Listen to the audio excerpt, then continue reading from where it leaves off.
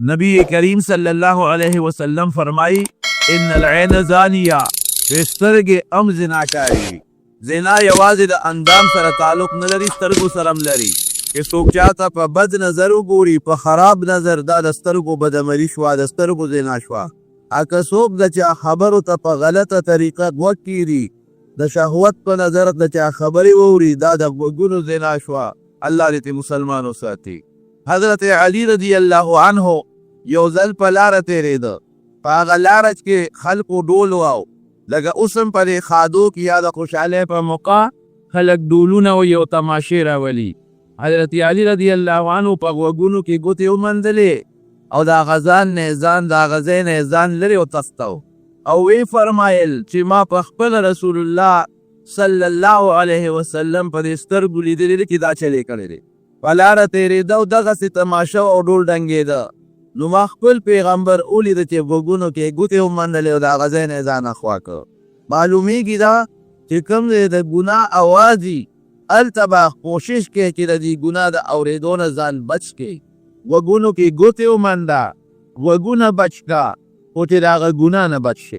जमारो दस्तर वो गुनाह او دا غوږ ګناه دا ډېره خطرناکه ګناه ده.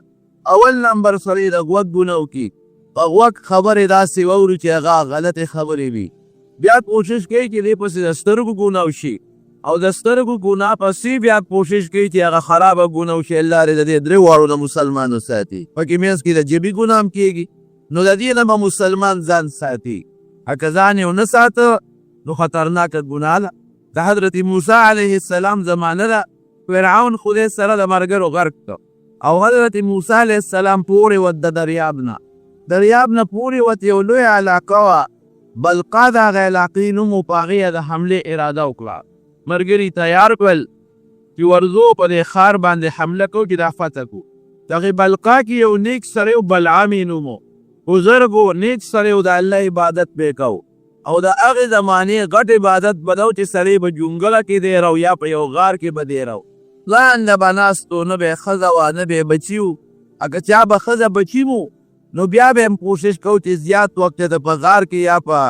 سوله کې او یا په جونګله کې تېره کړي چې د الله عبادت وکړي. د دې بلعام خو ښځه وه خو ډېر زیات الله ته نږدې و او پروردګار دې بلعام له یو نعمت ورکړی و دا دعا د قبلېدو چې ده به کومه دعا کوله نو هغه دعا به الله قبلوله. د دنیا د خلک راتلل او چا به ورته ښه دعا وي او چا به ورته خیره وي او دې نیک سړی و دعا به یې کوله الله به دعا قبلوله. کله چې حضرت موسی علیه السلام په دې ښار د حملې اراده وکړه د ښار خلکو بادشاه ته شکایت وکوي ده سره خو موږ مقابله نشو کولی. فرعون د ده سره مقابله ونه کړی شوه. د فرعون لوی لښکر د ده په مقابله کې په دریاب غرق شو. چې فرعون مقابله نشي کولی د فرعون لښکر نشي کولی موږ به ورسره څه مقابله وکړو موږ مقابله نشو کولی. که څه به کوو وی داسې وکړه چې ستا په دې رعیت کې یو سړی دی بلعام هغه ته ووایه چې د موسی علیه السلام ته د بني اسرائیلو ته خیره وکړي. ډېره ښه بادشاه د بلعام ته راغې ورته کېناسته وی ګوره زمونږ په دې علاقه د حملې اعلان موسی علیه السلام کړی سره د ملګرو او موږ یې طاقت نشو لرلی ته مهرباني وکړه ده ته خیره وکړه یې تباش. بلعام ورته وایي چې داسې خو نشي کېدی زما د هغه خو یو دین دی زما د هغه خو یو مذهب دی د هغه مذهب ومنې د هغه دین ومنې زما د هغه یو دین دی جوړه به راشي حمله در باندې نه کوي. بادشاه درې کاره وکړل. ګوره بعد بادشاه هوښیاري د دنیا په لین دین هوښیاري یو خدای دی چې د بلعام ته پولیس والا مقرر کړل چې دې درنه بار ونه تښتي وی تا وجنو پرېږدو دې چې ستا د هغه یو مذهب دی او هغه په موږ باندې حمله کوي خو ته ملګری بیا تا بیا چېرته پرېږدو که هغه حمله وکړه نو موږ به لاول تا وجنو ستا ښځه به وجنو ستا بچي به وجنو دا په خپل یې کار وکړه چې زموږ د هغه یو دین دی. معلومیږي دا چې ته خو د هغه په طرقې خوشحاله نو که هغه حمله وکړه تا پرېږدو نه هم بره کړي. دویم یې دا چل وکړه چې د ده ښځې ته یې واسطه جوړه کړه او هغې له پیسې ورکړې. بعض انسان د ښځې نه مجبوره شي شیطان هم د بعض نیک انسان ښځه ولمسوي او د ښځې په دام کې راولي نو خرابي کې سړی د ښځې نه مجبوروي. ښځه یې ورله ولمسول او ښځې له لالونه او جواهرات او کالي او ساو سپین پټ راولېږل. خاوند یې مجبوره کړه چې موسی علیه السلام ته د هغه قوم ته خیره وکړي که نه نو ګورې پرېږدو هم نه او که خیره وکړه ورته نو دا دومره دولت او مال هم در درکړو دریم کار یې دا وکړه چې د مشرانو جرګې دې بلعام له ولېږله چې تاسو لاړ شئ ورته نصیحت وکړئ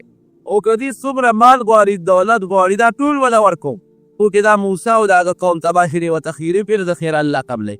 بلعام په دې درېو وجو باندې را مجبور شو. هلته ورته ښه لګیا ده چې ته نه که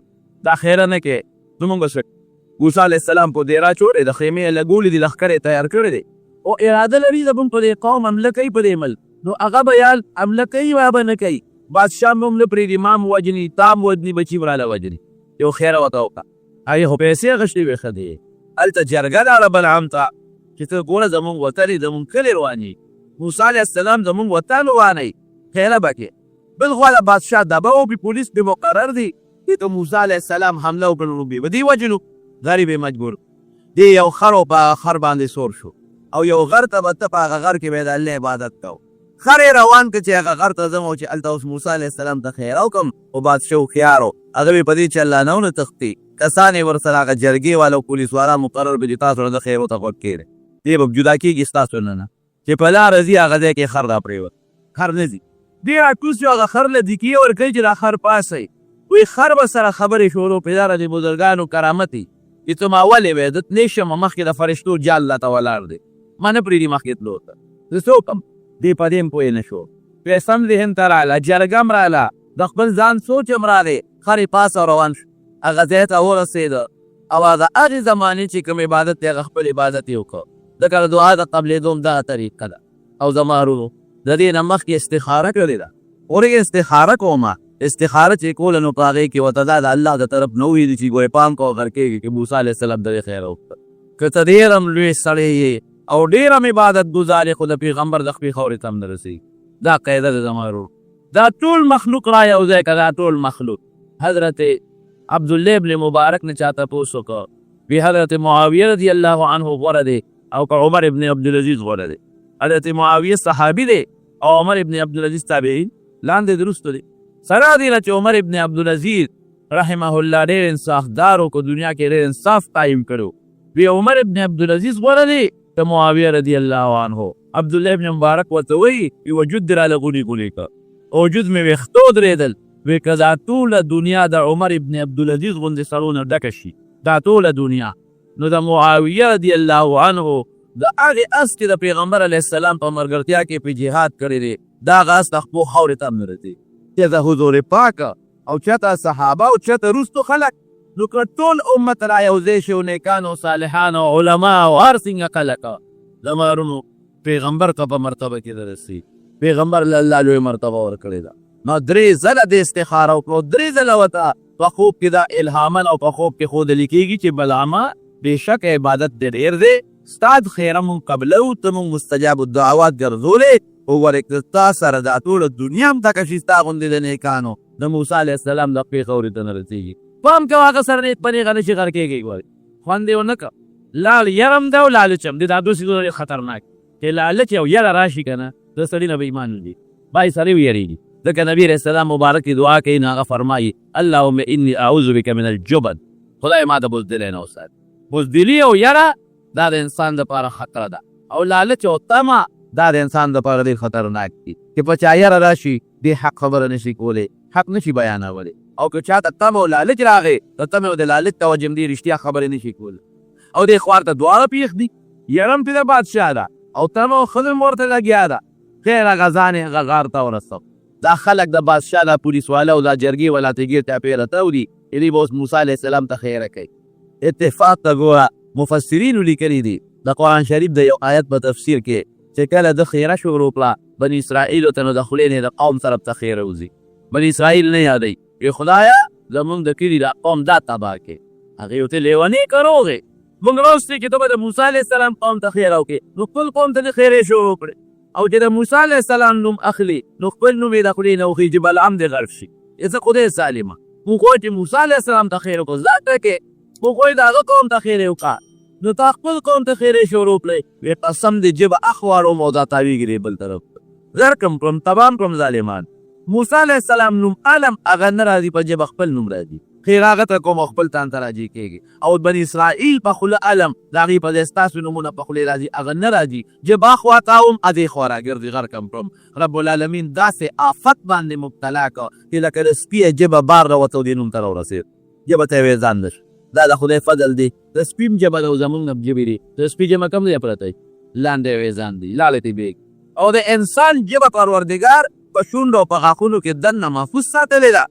د خدای څونه لوی فضل او څونه کرم درته الله ښولی شي چې انسانه ولې زه دا کولی شم چې ژبه درنه ویزان ده که مو بلند او لالې ته وي در سره مې څونه احسان کړی دی غاښونه دي ژبه ده دې له مې درله غلاف جوړ کړی دی شونډې مې جوړې کړې دي او د دشمن میانځ کې مې بنده کړې ده غاښونه خو د ژبې دشمنان دي که معمولي غوندې لږ غوندې غاښونه خطا شي او ژبې په دا منځ کې ګیره شي وینې ته وبهیي او څونه انسان په تکلیف کې شي دغه ژبه د دې خپل دشمن په قلا کې تاویږي راتاویږي حفاظت یې څوک کوي الله او د شونډو غوندې لویه قلعه یې تاو کړې ده د انسان دننه لارې او هغه چې څه پیسې دي هغه محفوظ دي پټې دي د بلعام ژبه ویزان نه شوه خلکو ته ویې غرقم کړم تبام کړم غرق شوم بس پوه شو چې دا خو زه غرق شوم د پیغمبر ته خیرې زه کو غرق شوم وی راشه به زه خو هسې غرق یم اوس ته یو چل ښیم هغه چلو کې د موسی علیه السلام قوم به وروسته شي نور خو څه جوړ نه شو وی څوک و وی جینکۍ راولې جامې ورته خشته واچوې سرونه ورته سرتور کې او بني اسرائیلو د موسی علیه السلام په لښکر کې وردن نه کې سامان ورکړې چې په هغوی سامان خرڅول شروع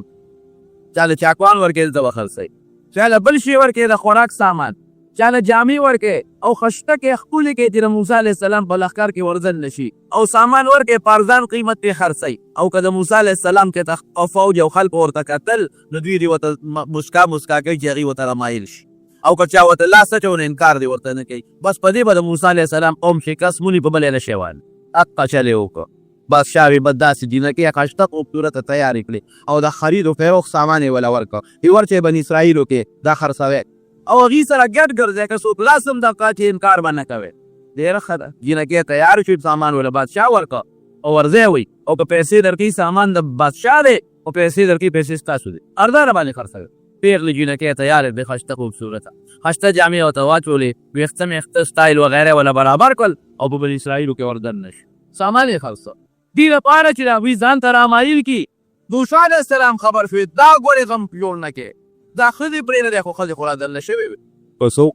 څو د جینکۍ دي په لارو کوڅو کې ګرځي څوک یو شی خرڅوي څوک بل خرڅوي اوس دې زمانه کې هم دا شی شته که نه دا ګورې هغه طریقه را روانه ده د امریکې او د برطانیې او د کافرو دا یو سازش دی اوس هم دا جینکۍ په دې لارو کوڅو بازارونو کې ګرځي او دا سامانونه خرڅوي څوک شیمپوان خرڅوي څوک صابون خرڅوي څوک در باندې چای خرڅوي څوک در باندې چینی خرڅوي څوک پنسلې خرڅوي څوک پینونه خرڅوي او ځانونه یې جوړ کړي او جامه خشته کړې او جامه تیک جامه او سر تور کړې او څوک په کوڅو کې دننه ګرځه څوک بازارونو کې ګرځه دا څه لپاره د کمپنۍ مشهورتیا کوو د صابون مشهورتیا صابون د کمپنۍ مشهورتیا کوو د شیمپو د کمپنۍ مشهورتیا کوو د تیلو د کمپنۍ مشهورتیا کوو دا د کمپنۍ مشهورتیا نه کوي مسلمان تو شرکول بې غیرته کوي هغه شی دی که نه وګورئ غوندې هغه طریقه ده چې کومه طریقه بلعام د موسی علیه السلام د قوم خلاف هغه خپل قوم ته وښوله هغه طریقه روانه ده لارو کوڅو کې جینکۍ ګرده ولې هلکان دي ورته به ګوري ځان دې جوړ کړه تا ته به هلک ولې نه ګوري نبی کریم صلی الله علیه وسلم فرمایي الله اکبر څه ښکلی پیغمبر په خدای به د قسم سړی حیران شي ساجب الفاظ فرمایي وایي ښه ده چې د کور نه بار وځي د کور نه بار شیطان څه چل کوي دا ښځه د خلکو په نظر کې دولې کوي تو بدرنګه ښځه ولې ني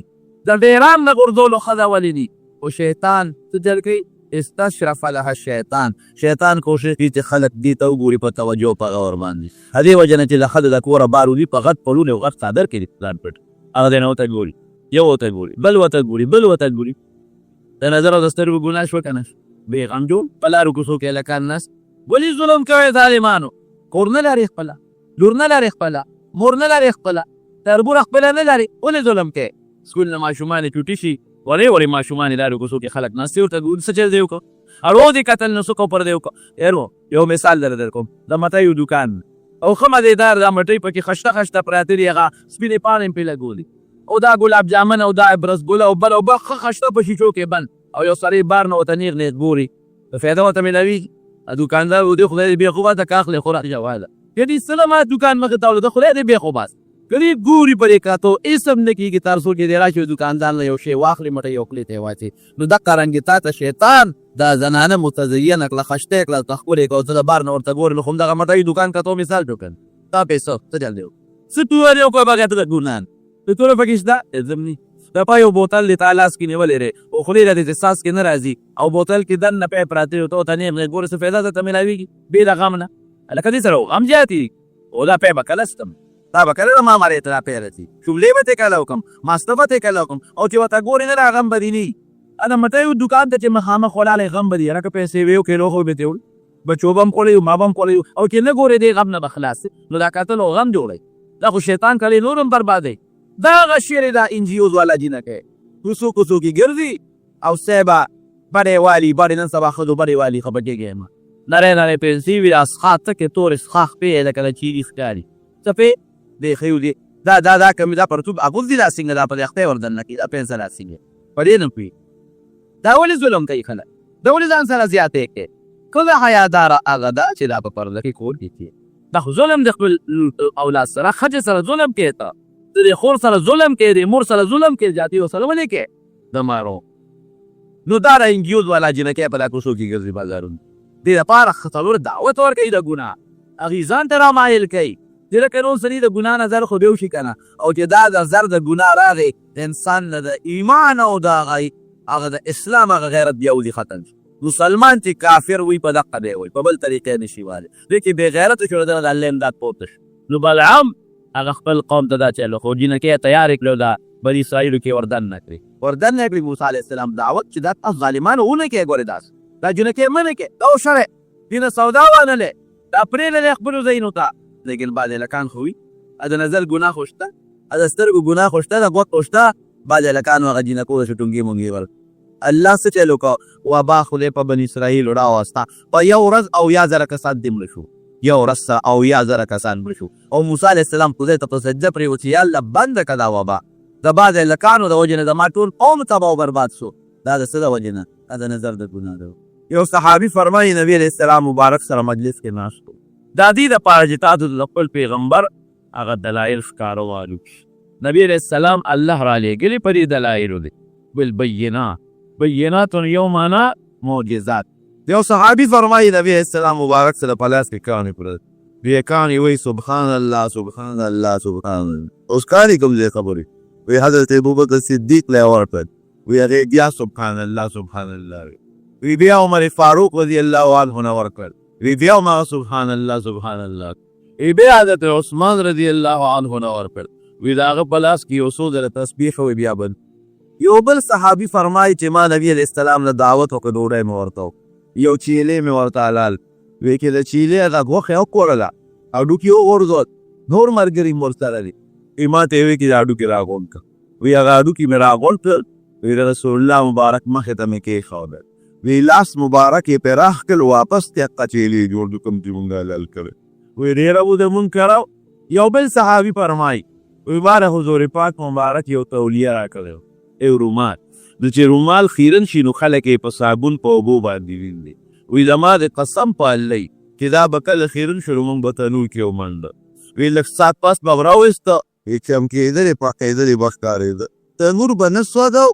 او هغه خیرې به د تنور په اور ختم شي کپړې ته ګو تنور نه سوځولو ته ګو نو زه اکثر طالبانو ته ویم د کوم رومال سره چې د رسول الله مبارک لاس جنګېدلی دی هغه په تنور نه سوځي نو کوم صحابه سره کې لاسونو جنګېدلی دي او نظر مبارک یې پیدا کېدلی دی نو هغه خلق او هغه وجودونه به د جهنم په اور سوځي لا یمس النار او به نه رسي اور هغه انسان ته چې کوم انسان زه لیدلی یا کوم انسان باندې زما نظر پرېوتی دی نبی کریم صلی الله علیه وسلم فرمایي حضرت ابو هریره رضی الله عنه د نبی علیہ السلام جلیل القدر ملګری او زه محدث ته احادیث لوستا 5304 او یا احادیث ته نقل 5304 او یا احادیث لکه د قرآن شریف عمره د دومره احادیث استاد او د نبی علیہ السلام مبارک سره وخت کم تیر شوی ځکه دی په 67 هجری کې راغلی مسلمان شوی او وفات د نبی علیہ السلام دا په 10 هجری کې شوی دی تقریبا 4 کاله بلکې د دې نه کم وخت د پیغمبر علیہ السلام مبارک سره تیر شوی نو خلکو به پرې سوال کو وی وخت دې ورسره کم تیر شوی دی او حدیث دې زیات یاد دي دا ولې. نو دی وایي دوه وجې دي. یو وجه خو یې دا و چې زما نور ملګري صحابه کرام وی کوم چې د مکې مهاجرینو هغوی به تجارتونه کول او کوم چې د مدینې شریفې انصارو هغوی به باغونو او پټو کې خدمت کو او زما نه تجارت و نه باغونه او پټي،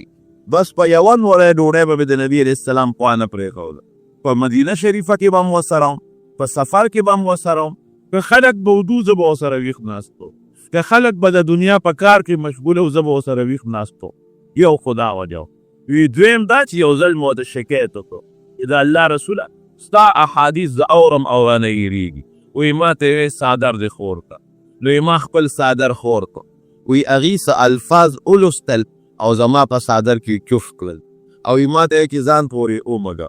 وی ما هغه څادر راواغېست او د خپلې سینې پورې مې ومږه. وی زما د قسم په الله که د هغې نه پس زما نه یو ټکي هم د پیغمبر علیه السلام هېر شوي. داسې حافظه یې رب العالمین مضبوطه کړه. وی ځکه مې ډېر احادیث یاد دي. وی یو ځل نبي علیه السلام مبارک سره ناست وم، اوږې شوم ډېر زیات. وی د جومات نه بار ووتم. وی حضرت ابوبکر صدیق رضی الله عنه په مخه راغلی. وی ما ته د یو آیت د قرآن شریف تپوس وکړو. وی هغه آیت راته رایاد و راته. وی مې چې دوی به راته وي راځئ اول به ډوډۍ وکړو بیا به راته آیات وکړې. سوال خو مې د ډوډۍ کول. وی ما ته وی راځه. وی کور ته یې بوتلم. وی تن نه ننوت واپس راووت. وی ما ته چې ابوهریره ما خو کور اندازه ولګوله خو مونږ کله خو هغه څه نشته، نه زما څه شته او نه ستا او نه د کور د بچو. واپس راله حضرت عمر فاروق رضی الله عنه سره میلاو شو. وی هغه یې راځه دې کور ته بوځم. هم کور ته لاړم وی کرم د خوراک درک نه لګي. واپس راله او وی د څلورو پنځو ورځو نارې به څلور پنځه ورځې کې ما د اوبو نه ما سوا بله سکه نه ده کړې چې د ما په جیب ورځي. بېهوشه به پروت وم، بېهوشه. د نبي علیه السلام د منبر خوا کې به وي بېهوشه پروت وم. وی خلکو به زما د سر له لتې ورکولې چې ابوهریره لیونی شوی دی. وی زما د قسمې لیونی به نو وی د لوږې د لاسه به بېهوشه پروت. وی دې کې نبي علیه السلام مبارک راغی چې راځې وی ما دې چې ابوهریره څه دي وی چې د الله رسوله وږی یم ډېر زیات. نن درېیمه څلورمه ورځ ده چې مېلمولی نه ده خوړلی. وی راځه. وی زه ورپسې شم. مشهوره او راجحه خبره دا ده چې د نبي علیه السلام د پیغمبرۍ د نبوت 12 کال او د رجب د زبرګې چې دا اوس کومه میاشت ده دغه میاشت وه او د دې میاشتې 20مه شپه وه چې نبي علیه السلام مبارک ته الله یو ډېر لوی عزت، یو ډېر لوی سعادت او یو ډېر عظیم انعام ورکړ. دا د پیغمبر علیه السلام عظیمه معجزه ده. معجزې د نبي علیه السلام مبارک ډېرې زیاتې دي. په غټو معجزو کې یو معجزه د مارونو دا ده. حدیث پاک کې راځي نبي علیه السلام د تره د لور په کور کې ملاست و د علي صاحب مشره کور و ام هانې او وی داسې حالت کې ومه چې نوي قوم او نه وده لکه زمونږ دا پښتانه ورته پرکاله وایي. کله سړی راویښ شي او کله بیا وده شي، کله بیا راویښ شي بیا وده شي. وی دې درمیان کې زما د کوټې بره چت کولاو شو اسمان طرف ته. حضرت جبریل علیه السلام ته راکوشو چې څنګه راکوشو نبي علیه السلام یې راپاسو او د مټ نه ونیو او په دروازه باندې بوځه بیت الله شریف ته. اوس علماء کرام لیکي چې جبریل علیه السلام دا چت ولې سورې کېده او په هغې ولې راکوزېده. وی دې کې دې خبرې ته اشاره وه چې دا چت مې سورې کړ نو اسمان در چت چې سورې چې په اسمان ښکاري چې ستا یو لوی سفر دی د اسمان په طرف او ځان ته به دا ناشنا نه ګڼئ لکه سیند کې دا چت سورې کېدل او بیا پې وس کېدل. دا د الله له قدرت یو لویه نښه ده، د عقل نه بار خبره ده. دارنګې د اسمان دا چتونه به تا ته الله کولو کي او دا هم د الله د قدرت لویه نښه ده او د انسان د وس او د طاقت نه بغیر خبرې دي. حضور پاک مبارک یې راوسته بیت الله شریف خواله. د ام هانې د کور او د بیت الله شریف په منځ کې لږ غوندې سب مسافت دی، تقریبا دومره اندازه وي لکه زمونږ د دې جومات ته دغه چوکه پورې یا ډېره لږ غوندې زیات تقریبا. چې راوسته حتیم ته، حتیم د بیت الله شریف خوا کې لږ حصه ده. نو نبي علیه السلام مبارک له شق صدر د سینه مبارکه کوله وکړه. دا د پیغمبر علیه السلام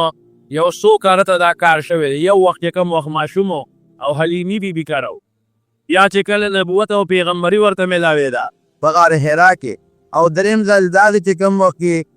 اسمانونو ته ځي د الله ملاقات کوي، جنتونه ګوري، دوزخونه ګوري، د پیغمبرانو سره ملاقات کیږي، نو یې جبریل علیه السلام دی ورسره فرشتي دي، میکائیل علیه السلام، او زه په حتوین کې د بیت الله سره پاره کې سملولم، او زما سینې د مره د دې قوتي نه د دې نامه پورې تقریبا اوشلوله، او د دې نه زما زړه راویسته، د زمزم د کوینې اوبه راواغېشتې، په هغې یې زما زړه صفا کې ووینځه، او بیا یو د جنت د سپینو زرو یو کاسه وه چې هغه د ایمان او د علم نه ډکه وه، هغه زما په دې زړه کې او په دې رګونو کې ورواړوله. حضور پاک مبارک فرمایي وي داسې راته ځان محسوسېده لکه چې د دې مرې مې دا رګونه ډک شو، او بیا زما په زړه باندې یو مهر ولګاو، وی د هغه مهر یخوالی اوس هم زه په دې زړه کې محسوسوم. دا ولې و؟ دې دپاره یې دا کار وکړه، دې ښکاره کوله چې یو لوی سفر دی ستا، نو هغه لوی سفر ته چې ستا زړه لږ مضبوط شي،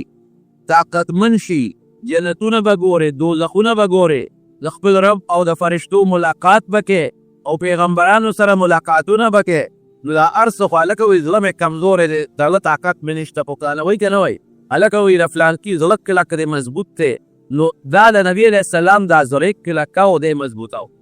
او سامان د اپریشن ته څومره دی د جنت نه راوړی، سوا د اوبو نه چې دی د زمزم استعمال کړی. د دې وجې نه زموږ علما لیکي چې د زمزم د اوبو نه بهترین او د برکت او قیمتي اوبه په اسمانونو او په جنتونو کې نشته، د حوض کوثر نه هم دا قیمتي دي، ولې که نورې اوبه د دې نه قیمتي وې نو د نبي علیه السلام د زړه مبارک د انځلو دپاره به هغه اوبه راوړې وې چې سامان د جنت ته راوړي، نو بیا د جنت ته هم راوړې شوې. حضور پاک مبارک فرمایي چې دې یو څاروی راغی او هغې ودراو، تک سپین څاروی براق چې ورته وایي، چې دا د خر نه اوچت او د قچر نه راکوټی و،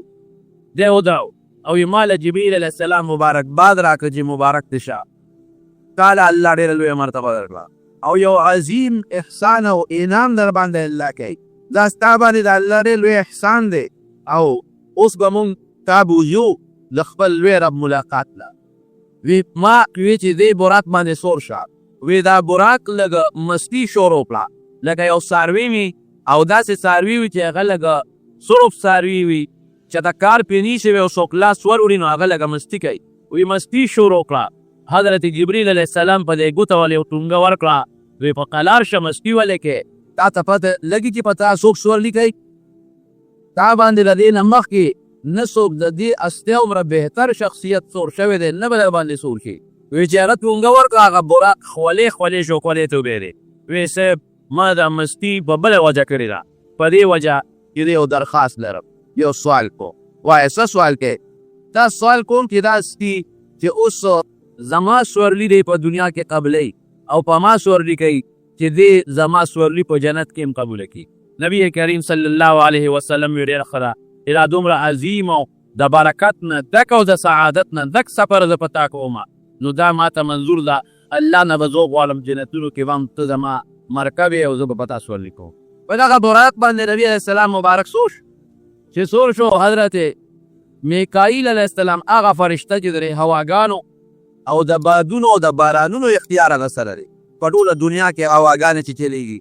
او باد چلیږي او سیلې او زول او طوفان او باران، هر اختیارمند فرشته ده، هغه فرشتې د براق هغه واګه ونیوله، او حضرت جبریل علیه السلام د هغې د نبي علیه السلام چې کوم دی خپه پرته د رکاب هغه ځای ونیوه او سفر روان شروع شو. حضور پاک مبارک فرمایي وی دومره تیز رفتار څاروی ما چېرته نه دي لیدلي، وی هغه ځای کې به خپه کې خوده چې کوم دی به زموږ نظر لګېده، دومره تیزی کې روان و. بعضې خلک وایي یاره دا دومره سفر سیک په اسانه وشو او دا څنګه زرو شو. اوس خو دا قصې پسې اسان نه شوي، د دنیا دا سنسي څیزونه تاسو لیدل، په یو ساعت کې او په لږ ساعت کې څه کېږي. خیر دا خبره درته وروسته کوم او را واقع درته مخکې خلاصه کوم. وی روان اوس منځ مزل وکړه، یو ځای کې براق ودرېدو. حضور پاک مبارک فرمایي چې ما ته جبریل علیه السلام ویل کوس چې 2 رکعته لمونځ وکړه. 2 رکعته لمونځ مې وکړی، مې چې ما ته تپوس وکړو چې تا دا ځای وپېژن؟ ما وی نه، نخلستان د کجورو شګلنه علاقه وه. وی دا یثرب دی، یثرب د مدینې منورې زوړ نوم و، بیا حضور پاک مبارک دا نوم ورته بدل که او مدینة النبی نوم یې وله کېښوده، د پیغمبر علیه السلام مدینة النبی یثرب. دا ستا د هجرت ځای دی، ستا امت ملګري او ته به دې طرف ته هجرت کې. او یو کال پورته دغې نه تقریبا حضور پاک مبارک مدینې شریفې ته هجرت و. یې سمند مدل وکړه، وی ما ته بیا وی براق یې ودو چې دلته یو 2 رکعته لمونځ وکړه. ته که سپینه مزېداره اخلاص مه کوه، لمونځ دې کوم ځای وکړه؟ ما وی چې نه علاقه ده ځای کې حضرت شعیب علیه السلام اوسېدلی دی. وی چې سمند دې بیا لاړو، وی بیا کوز چې دلته کې یو 2 رکعته لمونځ وکړه. وی چې ما لمونځ وکړو، وی ته څه پوه شوې چې دا کومه علاقه ده؟ ما وی نه، وی دا وادي سینا کوهی طور چې کوم ځای کې د حضرت موسی علیه السلام سره الله خبرې کړي دي، مبارک ځای. وی بیا چې سمند دې لاړو، وی ودرېږه کوز شه. چې زه کوز شوم، وی 2 رکعته لمونځ وکړه. بیا راته تپوس وکړه تاسو ته څه پته ولګېده چې دا کوم ځای دی؟ ما وی نه، بیت اللحم دی چې کوم ځای کې حضرت عیسی علیه السلام د بیبي مریم نه پیدا شوی دی. دا دی نه مې ولیده. وی په لاره تللې یو بوډۍ ښځه وه، ببر سرې تکه توره. وی ما ته اواز وکړې، اشاره وکړه، خو زه ورته ما ورته مخ هم وانه او نیغ ته تېر شو. وی بیا په بل طرف یو بوډا سړی و، چې هغه راله اواز راکړه. وی ما ورو توجه ورنه کړه او نیغ ته واورېدم. وی جبریل علیه السلام راته وایي دا بوډۍ ښځه دې وپېژنده؟ مې چې نه، ما خو هسې مخامخ نه ولیده خو ما توجه ورنه کړه. وی دا تا ته الله تعالی دنیا یو شکل کې وښوده. دا د دنیا شکل او د دنیا مثال څنګه را ښه ده بدرنګه ده، او ته ورته ګورې نفرت دې پیدا کېږي. دغه رنګې د کوم سړي په زړه کې چې د الله او د رسول مینه یو د آخرت دنیا سره به دغه چل کوي، دنیا به ورته داسې ښکاري.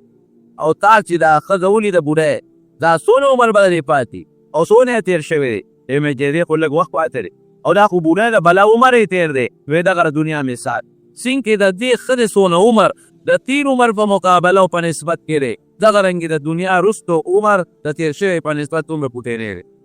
وی دا بل بوډا چې دې ولیده ولې پېژند؟ ما وی نه، وی دا تا ته رب العالمین شیطان وښو، د شیطان یو شکل درته رب العالمین وښو. وی دا ښه ده چې تا دې دنیا دې بوډۍ ښځې ته میلان ونه کړو، او یا د دې بوډا سړي طرف ته توجه نه کړه. یعنې امت به ګمراه شوی او امت پر د آخرت په مقابله کې دنیا غوره کړې وه. وی چې لاړو یو ځای کې هغه څاروی ودرېده، چې څنګه ودرېده نو ما ته جبریل علیه السلام را کوز شه. وی کوز شوم، وی دا بیت المقدس جومات دی په شام کې، او د ډېرو پیغمبرانو جومات دی. تقریبا 80 پیغمبران خو د هغې ګردونوا کې دفن دي په دغه جومات کې. وی هلته د جومات د دروازې سره یو تیږه وه. جبریل علیه السلام په هغه تیږه کې خپله بوته ومنډله. هغې کې خاوره نښتې وه، سوره پکې ځله وه خو په خاوره بنده وه. بوته یې پکې ومنډله، هغه سوره یې تازه کړه، او زما هغه براق چې و د هغې هغه پل یې پکې وردننه کړه، براق یې هغې پورې وکړه. وی ما ته یې وی جنازه جومات ته راننوځه. وی جومات ته ننوتم، وی ما 2 رکعته تحیت المسجد وکړل. دا عامه قاعده ده چې جومات ته څوک ننوځي او مکروهه وخت ني، یا هغه وخت چې کوم د نفلو د نه کېدو وخت نو یې 2 رکعته لمونځ وکړي. دا د جومات د تعظیم دپاره دا 2 رکعته لمونځ مستحب دي چې سړی یې که جمع تیار وي بیا خیر، یا که نور سنت یې لکه د ماسپښین بیا هم خیر دی، یا که ماښام له سړی راشي نو ماښام نه مخکې 2 رکعته نفل کولی شي بیا هم خیر دی چې ویلې کړي. خو چې د نفلو د کېدو ټیم یو مکروه وخت ني او جمع هم ني تیاره نو 2 رکعته لمونځ مستحب دي. 2 رکعته لمونځ مې وکړو، خو چې جومات ته مې وکتل جومات د انسانانو نه ډک دی. وی دې کې حضرت جبریل علیه السلام بانګ ووی. وی چې بانګ یې ووی خلک په صفونو کې هغه سړي ډول ودرېدل. وی زما داسې خیال و لکه چې اوس به امام راځي او د خلکو ته به لمونځ کوي، امامتي به کوي، امام به هر څوک کښېنو. په دې سوچ کې یم. وی دې کې جبریل علیه السلام زه د ګوتې نه ونیوم چې راځه دا خلک اوس ستا په انتظار دی، نن امامتي به دوی ته ته کوې. وی زه په صفونو کې بودلمه او لومبي صف نه نور مخکې کړمه، او ما ته یې چې 2 رکعته لمونځ دې خلکو ته وکړه. نو ما 2 رکعته د امامتۍ لمونځ وکړو، هغه ټولو خلکو ما پسې هغه 2 رکعته لمونځ وکړو. چې مانځه نه کله فارغ شومه نو جبریل علیه السلام را تپوس وکړو چې دا خلک دې وپېژندل چې دا څوک؟ ما وی کې نه، وی دا د آدم علیه السلام نه تر عیسی علیه السلام پورې کم و بیش تقریبا 140 پیغمبران او رسولان دي چې تا ورته مخکې امامتي وکړه. حضور پاک مبارک له الله سوال لوی مقام ورکړه، امام الانبیاء د پیغمبرانو امام، امام المرسلین د پیغمبرانو د رسولانو امام. وی چې څنګه ما امامتي وکړله نو هغې پیغمبرانو ما ته مبارکباد راکړه، د هغې ارواح ده مبارکي راکړه چې مبارک شه، تا له الله لرې لوی مقام درکړه، دومره لوی مقام چې ګوره ته مخکې کړې مونږ درپسې مونځ وکړه. وی ما د ټولو پیغمبرانو شکریا ادا کړه. وی بیا جبریل علیه السلام ناست دی، وی ما ته وجې را پیغمبرانه ستا مخکې یو څو خبرې کول غواړي لکه یو میلمه چې راشي نو خلک هغه له استقبالیه ورکوي د یو کس پاس یې څه تقریر وکړي په خیر علي ورته وایي بل کس پاس یې هغه سپاسنامه غوندې ورته واورئ نو ویدې کې بعضې پیغمبران پاڅېدل هغې تقریر نه وکړ او هر پیغمبر په خپل تقریر کې د هغه نعمت ذکر وکړو چې په هغه پیغمبر شوی لکه په ابراهیم علیه السلام چې الله تعالی کوم نعمتونو د هغې بیان یې وکړو چې په ما الله دا پرېږدوني دي د احسانات دي بل پیغمبر وی هغه پیغمبران چې تقریرونه یې وکړل او د الله تعالی د نعمتونو ذکر یې وکړو چې په دې پیغمبرانو شوي هغې کې ابراهیم علیه السلام هغه تقریر وکړو موسی علیه السلام عیسی علیه السلام او دې ګڼو پیغمبرانو تقریرونه وکړل چې دي او ما ته هرکلی ووایي او ما ته مبارکباد راکړو وی بیا ما ته جبریل علیه السلام وی چې تم د دې جواب کې خبره وکړه وی زه پاڅېدم نو ما خپل تقریر کې دا ووایي چې زه ستاسو چې دا کومې خبرې وکړې بېشکه دا برحق دي او تاسو چې د کومو نعمتونو ذکر وکړو بېشک دا زما یقین دی چې دا نعمتونه تاسو له الله درکړي خو ګورې زه هم رحمت للعالمین یم د ټول مخلوق دپاره الله زه رحمت رالیږلی ما هم ذکر شروع وکړه چې الله ما سره کوم احسانات کړي او ما له چې الله کوم کتاب راکړی دی کومه وحی ما ته الله لیږلی ده هغې ته قرآن حکیم وایي د هغې عمره عظیم کتاب بل نشته او زه د ټولو پیغمبرانو نه اوله میم او د ټولو نه اخره میم ګوري په ما الله د پیغمبرانو اختتام کړی دی زما نه پس بل پیغمبر به نه راځي وی دا ټولې خبرې مې وکړلې او ما ته الله تعالی خصوصي انعامات کړي دي زما امت به د ټولو امتونو نه مخکې جنت ته ځي او زه او زما امت به د ټولو امتونو نه مخکې موږ سره حساب کتاب کېږي او جنت ته به ځو وی چې دا خبرې ما وکړې کېناستم وی بیا ابراهیم علیه السلام د ټولو پیغمبرانو نمایندګي کوله هغه پاسېد او هغه زما د هغې خبرې متعلق یو راکوټې خبره وکړه وی تا چې څه ووې بېشک دا موږ منو دا نعمتونه تعالی الله درکړي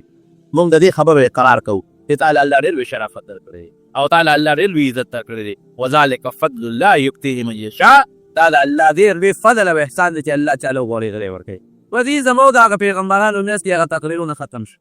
بار راووتم چې راووتم د جومات نه نو ما ته 3 لوښي پیش شو یو کې شراب و بل کې شات و بل کې پی و دې کې یو شی غوره کړه وی ما هغه پی راواغېشتل او مسکې وی حضرت جبریل علیه السلام راته وی اصبت الفطره ډېر زبردست دین اسلام او شریعت ته الله ور رسولې که تا دا شراب څکلي امت به یې ګمراهان وټول لکه څنګه چې یهودیان د اول نه اخره پورې ګمراهان دي یا عیسایان د اول نه اخره پورې ګمراهان دي امت به یې ګمراهان دویم شات دې وانه غېشتل شات خو لوی نعمت دی واقعي خو دا د بیمارۍ شفا ده د دې نه مخکې مرض لري شات الله خلص کی فيه شفاء للناس قرآن حکیم کې الله تعالی فرمایي چې وننزل څنګه دی چې قرآن شریف کې الله د شاتو متعلق فرمایي چې ما د شاتو مچۍ پیدا کړله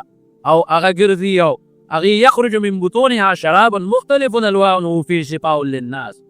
نو دا خو شفا ورته الله قرآن کې شفا خو هله وي چې مخکې بیماري راشي که ستا امت به الله د ګمراهو د دې د بیمارو نه ساتي او پی داسې یو غذا ده چې هم علاج دی هم ډوډۍ ده د ماشوم رومبي خوراک کو پی دي که د مور په سینه کې خو الله شات هم پیدا کولی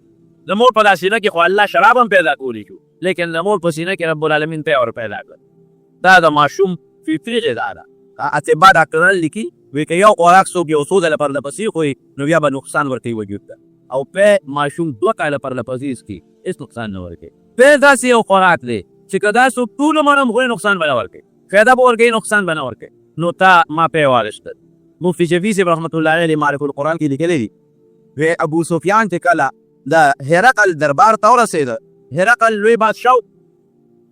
او هغه له ابو سفیان نه د رسول الله مبارک متعلق معلومات کول استاسو کې داسې یو سړی پیدا دی مال خطر دغه وخت نبی علیه السلام د هرقل بادشاه ته خط لیږلی چې ته مسلمان شه نو هغه دا معلومات کول چې د افسري معلومات وکړم چې دا څوک دی دا څنګه دی نو وی وګورئ زما په دې علاقه کې چې ته کولی شو قافله شته وی قافله یې راوست د قافلې مشر ابو سفیان رضی الله عنه ابو سفیان وی دغه وکیل د کافر نو د نبی علیه السلام تپوسونه یې وکړل دا څوک دی او دا څنګه دی او ټول معلومات یې وکړل اخره کې هرقل وی دا بادشاه د روم بادشاه د روم لوی لکه دې زمانه کې د امریکې یا د روم بادشاه چې وی د وی داسې کار دی چې دا ما د رقم تپوسونه وکړل د نبی علیه السلام متعلق او تا جواب راکړه که دا رښتیا خبرې وي دا رښتونې پیغمبر بالکل رښتونې او تی به زما د قدمونه چې کوم ځای پراته دي دا به هم د هغه په قبضه کې راځي او افسوس او ارمان که زه د په خوا کې اوس موجود ناست وی نو ما به د ده خپې ایزدلې وې د ابو سفیان دغه وکې کافر و وی ما وی جوړې که دوه دې ورته ورکوم بیا چې صاحب دې خو ګړې ورې وایي العیاذ بالله ولې څه وایي یاره صاحب اوس لږ کال څه موده مخکې وي د په لږ ساعت کې بیت المقدس ته تلیم نه مه کښېنه او بیا اسمانونو ته ختلې دا خبرې کوي وی یو بوډا سپینګیري سړی شاته ولاړ و د دې بادشاه چې دا خبرې اورېدې هغه بوډا سپینګیري وایي بادشاه ته بادشاه سلامت اجازه دې تپوس وایه څه وی دې را تپوس وکړه چې دا کومه ورځ یاده کې دی پکې بیت المقدس ته تللی او دې وي په براق تللی یم کومه ورځ یادوي وی دا پلان کې تاریخ پلان کې ورځ هغه بوډا سپینګیري بادشاه ته وایي وی صاحب دقیق وایي دې راغلی بیت المقدس ته بابا ته څه خبرې تې وی صاحب دغه وخت کې بیت المقدس زه خادم وم دا دې چې کوم تاریخ یادوي زما به دا ډیوټي وه چې ما به د بیت المقدس جومات دروازې بندولې مسخوتن او سهار به مې کولاولې جومات به مې صفا کوو وی چې دا اتې کومه شپه یادوي وی په دغه شپه چې بیت المقدس کې عبادت وشو مسخوتن خلک لال او ما دروازې بندولې ټولې دروازې مې بندې کړې یو دروازه نه بندېده پټه دروازه چې وه وی زور مې ولګو نه بندېږي وی لاړم په دې بیت المقدس د ښار کې چې کوم لوی ترکان و هغه ته مې ویلي ته راشه لغوندې د جومات دروازه نه بندېږي سامان څوک یو نه شي اجې څنګه راغی دروازه وکتله وی په دې باندې دا بره چوکاک په دروازه را ټیټ ښکته شوی او دا تنبې نیولې نو زه خو د شپې نه کې دا به سهار نه بیا مونږ دا چوکاک کې اوچتو چې تنبه ته یې زیاده کړو تنبه به مندېږي وی مې چې ډېره ښه ده وی سهار چې زه رالم او تنبې ته مې وکتل تنبه بنده شو هلکه عجیبه خبره دېګا نه بندېده چوکاټ پرې ښکته چوکاټ اوچته یو تنبه بنده شوه یا وی ما کې وایي چې دا د خدای څوک نیک بنده دي جومات ته بېګا راته دا دروازه د هغه دپاره الله کوله وساتلې وی چې رالم د جومات د دروازې نه بهر راووتم نو کومه تیږه چې پرته وه او پخواني پیغمبران به راتلل او هغې تیږې پورې به خپل څاروی تړل وی هغه تیږه کولو شوې وه د هغې سورۍ بند او کولو شوې وه سورۍ یې کولو او د هغې تیږې خوا کې د خر یا د اس د سم نښې وې او بیا به هغه سورۍ چې آزاد شوي و د زمانو بند سورۍ نو هغه سوري پورې پورې تړلی شوي نو د پولي هغه نښه پرې د پاسه پرته وه پولې چې په خاوره د پاسه کې د نشان جوړوي که نه جوړوي په هغې خو دوه خاوره پرته وه د پولي نښه وه پرې وی ما خلکو ته چې راشئ وګورئ هغه د زمانو بند سورې په تیږه کې داسې کولو شوی دی دېګا څوک راغلی دي او دې جومات کې یې مونځ کړی دی او دا یې د هغه د پولي داغ دی په دې تیږه او دا یې د اس سمان دي د خپو او ګوره بېګا دروازه ما نه کولو پاتې شوه نه بندېدی نن کولو شو وی تا صاحبه تا چې تی کومه شپه یادوي او کومه میاشت او کوم کال یادوي صاحب تا زه ګوی ورکوم چې د همدغه شپه دغه میاشت او دغه کال معلومیږي دا چې راځلی دی ټولې پیغمبر دی او د بیت المقدس جومات ته راغلی او دی کې مونځ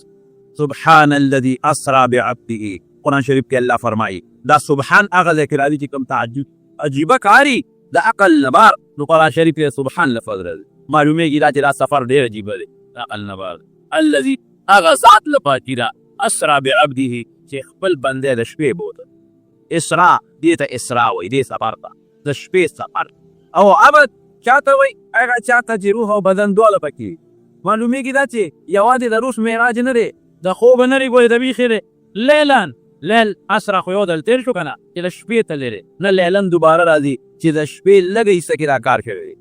من المسجد الحرام د مسجد حرام د بیت الله نه د شپې بوته الى المسجد الاقصى غریر لرې جومات مسجد اقصا چې بیت المقدس ورته وایي څه بوته لنوریه من آیاتنا چې موږ د خپلې نښې وښایو د خپل قدرت نښې الله ډېر اورېدونکی دا تورید بینا ده دغه دی کې به پاتې شوس نبی علیه السلام اوس اسمان ته خېجې نو په پاوړی ختلی د بیت المقدس پورې سفر دا په براق شوی دی د بیت المقدس نه پورته بیا د اسمانونو ته او جنتونو ته نبي علیه السلام تللی دی نو بیا پاوړی ورته ودرېد ځکه ورته معراج وایي معراج پاوړی ته وایي د معراج عروج پر ختل او معراج د ختو اعلی د هغې ذریعه چې هغې ته مونږ پاوړی وایي پاوړی ورته ودرېږي حضور پاک مبارک په پاوړی ختلی چې وایي بر اسمان ته ورسېدم جبریل علیه السلام را سره دی د اسمان کې خپلې دروازې دا بواب د دروازې کې دروازه ووهله او ورته څوک یې وایي جبریل څوک در سره دی نوم یې ورته واخله چې ما سره محمد صلی الله علیه وسلم دی په خپله راغلی دی اکه تور پسې تللی نه دی راپللی شوی دی په خپله نه دی را د دې خبرې ته مطلب دې کې د نبي علیه السلام ډېر شان ته اشارت دی چې ګورې دې میلمه دی راغوښتلی شوی دی یو چې یو سړي ته چې هغې ته هسې راشي او یو دا چې ته ورپسې استازي ولکې او راویې غواړې نو ده پسې د الله له طرف نه زه لېږلی شوی ما په خپل طبیعت نه روان غورې الله را بللی او چې به راوختمه حضرت آدم علیه السلام سره ملاقات نه او دا پیغمبران دي دا ورته الله په مختلفو ځایونو کې ښایي آدم علیه السلام یې ولید ما د جبریل علیه السلام وایي دا ستپله ډېرلی به راوختم هلته کې د عیسی علیه السلام او د یحیی علیه السلام سره ملاقات وشو دواړه ناستو دریم اسمان ته دغسې وختم. په دریم اسمان کې د یوسف علیه السلام سره ملاقات مې وکړ. ډېر خوشته وی الله وله دومره حسن ورکړی چې د دې ټول مخلوق نیم حسن دا جمع کا د هغې نه زیات وته. څلورم اسمان ته دغسې وختم. هلته مې د ادریس علیه السلام سره ملاقات وشو. پنځم اسمان کې د هارون علیه السلام سره ملاقات وشو. او شپږم اسمان کې د موسی علیه السلام سره ملاقات وشو. خو چې د موسی علیه السلام نه واولېد نو ویې ژړل. تپوس یې وکړ چې ولې ژاړې؟ وایي جاړم په دې چې زما نه وروسته الله یو لکه راولېږه چې زما د امت نه به د ده امت په ډېر لوی تعداد کې جنت ته داخلېږي. ټول وایي الحمدلله. د هغې نه پس اووم اسمان ته وختم. اووم اسمان کې مې د حضرت ابراهیم علیه السلام سره ملاقات وشو. هغه باندې سلام پرې واچولی ابراهیم علیه السلام د ما پرې سلام وکړو. هغه هم دغه مرحمه بالنبي الصالح والابن الصالح زما په ښایسته زوی او ښکلی پیغمبر دی مرحبه ورکړې دي. ابراهیم علیه السلام وی داسې و لکه زما ته ګورې وي زه چې څنګه یم نبي علیه السلام فرمایي زما هم شکل و تقریبا. هغه ځای نه بره بیا جبریل علیه السلام ما نه پاتې کېږي او زه بره وختم. سدرة المنتهی او بیرت تانې په شپږم اسمان کې جرلی دي او تانې د اووم اسمان نمبره ختلې ده او دومره څانګې خوري دي که یو تیز سورلی والا هغې لاندې چکر لګوي نو اویا کاله به منډه ووي خو د هغې سورې به قطع نه کړي. د سورې نه بار به ونه ځي او د هغې چې کومې پاڼې دي پاڼې وی دومره غټې غټې پاڼې دي که د الله دا ټول مخلوق د یوې پاڼې لاندې کښېني نو دې لاندې سي او د هغې میوه چې مې ولیده د هغې میوه او د هغې میوه داسې وه لکه د چاټو عمره او ځینې پاڼې داسې وې لکه راتي د غوږونو عمره او په هغې کې پتنګان شغار کوي پتنګان او دا مرغۍ او دا د دې پکې اوري راوړي او د سرو درو دی هغه هغې نه پورته لاړو. ځکه ته سدرې منتهی ځکه وایي چې د دې نه لاندې کوم مخلوق ته یې خبره نه شي تللی. فرشتي دي او که هر څه دي او د هغې نه بره چې کوم مخلوق ته یې لاندې نه راځي. الله خو ډېر لوی مخلوق الله ډېر لوی قدرت دی. بره چې لاړم نو ما دا قلبونو کشار واورېدل لوح محفوظ هغې کشار مې واورېدل کقار مې واورېدل. څه شی دی؟ دا هغه دی چې د الله تعالی علم دی کې لیکلي کې د مخلوق او د انسانانو متعلق چې څه دي ټول دلته درج کېږي. او په اووم اسمان کې مې بیت المعمور ولیده. بیت المعمور یو کوټه ده لکه مونږ چې دلته چې بیت الله شریف کې خپل عبادت کوو هلته فرشتې عبادت دی او د الله دونه فرشتې دي چې کومې فرشتې یو ځل دي بیت المعمور کې د الله عبادت کړی دی تر قیامته پورې به د هغه نمبر بیا رانشي. یا بر الله ته ورقته الله سره ملاقات وشو چې رب العالمین سره ملاقات وشو الله دې تپوس کوي وایه که نه بنده څه دې راوړي ترې چې یو دوست د دوست ملاقات لځي تحفه وړي که نه وړي څه تحفه ډالۍ دې ماله راوړې ده او د الله تحفې او ډالۍ ته ضرورت شته ده الله به څه کوي زما جت شته ستا شته د بل شته د الله ساجت دی. اوس به نبي علیه السلام څوک چې ما سره وړي اور الله دونه پوهه ورکړې ده څه تحفه ډالۍ ماله دې څه راوړې دي التحیات لله والصلوات والطیبات یا الله بندګي مې دله راوړي ته چې په کوم څیز خوشحالېږي تحفه باندې انسان خوشحالېږي که نه التحیات لله والصلوات والطیبات د خولې عبادت چې په ژبه کم کېږي په بدن کم عبادت کېږي او مالي ته یې قسمه بندګۍ مې دله راوړي مالي بندګي چې مال ورکوم ستا په رضا ورکوم بدني بندګي چې بلاس خپې راکوم نو ستا په رضا کې راکوم او دغه رنګې د ژبې بندګي چې په ژبه یادو نو تا یادو مطابقداري کوم دا درې سیزونه په ورلګاره ما راوړي دي څنګه یارتوب جواب دی که نه کوي چې پیسې مې راوړي دي نو پیسو ته الله ساجد په پیسو الله سکي بل شی مې راوړی دی مال میوه په غیر لاسه کوي نه الله هغه شی مې راوړی دی چې کوم شی تا سره نشته و تحفه خو به اوس ما سره په خپله یو شی شته او ته ما له هغه راوړی نه هغه شی چې ما سره ني او ته یې راوړی نو په هغې به زه ډېر زیات خوشحاله شم. الله خو بندګي نه کوي الله خو د چې عبادت نه کوي الله خو معبود دی بندګان هر عبادت کوي. رب العالمین ورته څه وایي السلام علیک ایها النبی ورحمة الله وبرکاته زما ښکلي پیغمبره په تا دې سلامت دی پتا زما برکتونه او رحمتونه دي نازل ټول خش دی نبی علیہ السلام مبارک ورته سوی کیا دو کیا تو جواب او الله سونه خشته سلام وجو ایو النبی دلیلت لفظ دی یا محمد دفلی ورته ورو چې اے پلان کیا نه اے پیغمبر د کده حضور پاک لوی شان خو نبوت دی کړ او بیا سلامتیا د مصیبت آفت شیطان قهر غضب سنه ته محفوظ او د ما رحمتونه لکه د مخلوق لپاره خو د رحمت نه د ما رحمتونه پتا دي او برکات الله برکتونه یو ټکی کې بدل لوی خیر نبی علیہ السلام السلام علینا وعلى عباد الله الصالحین فما باندې علینا نیکان لستو نه علینا دی ګناګار باندې شو السلام علینا فما باندې او د ما په ګناګارانو امت اکثریت به ګناګاران دي او د ما په نیکانو بندګانو الله په ټول استاسل الله په چه پاتې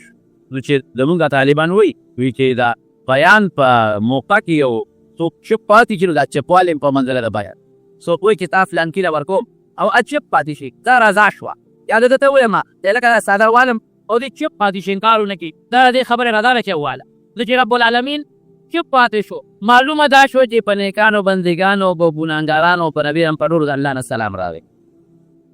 نبی علیہ السلام سوی بیا اشهد ان لا اله الا الله گوی ورکوم نه دې خبرې چې الله له شریک نشته یو واشهد ان محمدا عبده ورسوله دې خبرې گوی ورکوم ځان یادې چې محمد صلی الله علیه وسلم د الله بنده او د الله رسول ور عبد لفظ مکه کا بنده بندګي باندې نبی علیہ السلام خوشاله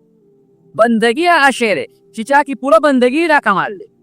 نبی علیہ السلام له الله رسالت پیغمبري ورکړي د خو په دې وجه چې کامل بنده او د الله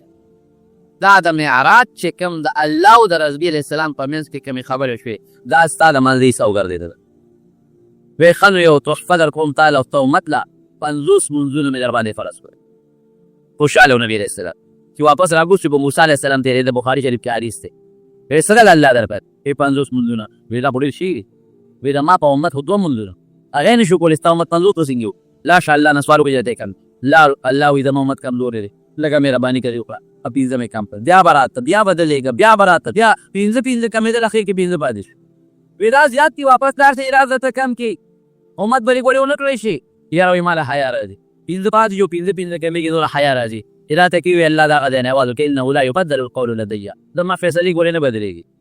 منځونه مې درته 15 په ثواب د 50 ته دی زه به خپل کتاب کې دلته کې ستا د 15 منځونو ثواب یو پلس په 50 لیکم ما سره مه لري الله احسان وینم دی کنه الله دې موږ له شکرې طاقت دی وی دا موسی علیه السلام ولې نبی علیه السلام بار لېږي نو ټیک دی پیغمبران په یو بل رحم هم دی پیغمبرانو کې رحم هم دی وی کوهې تور کې هغه تپوس کړی د الله نه ربي اریني انظر الی الله ما ته ځان وښایه چې ته ولید ویل الا ان تراني ته خو ما لیدلی نه شي وی دې غر ته وګوره لکن انظر الی الجبل تدې فإن استقر مكانه فسوف تراني دې غر ته یو تجلي خیبه ته دې ټینګ شو ته به مې ووایي فلما تجلى ربه للجبل جعله هغه غر ته چې لږ غوندې معمولي تجلي الله وکړه غر ټوټې نو موسی علیه السلام په سترګو کې خالد منظر راغلی وکړو نو چې نبي علیه السلام په الله سره ملاقات وکړو د به د سترګو ته کتل بیا د سترګو ته کتل یو خوند یو لذت ورپکې و بهر کیف و نبي کریم صلی الله علیه وسلم جنتونه ولیده دوزخونه ولیده او نور ډېرې نښې لیدلې دي هغې بیان به انشاءالله د آینده جمعه کوم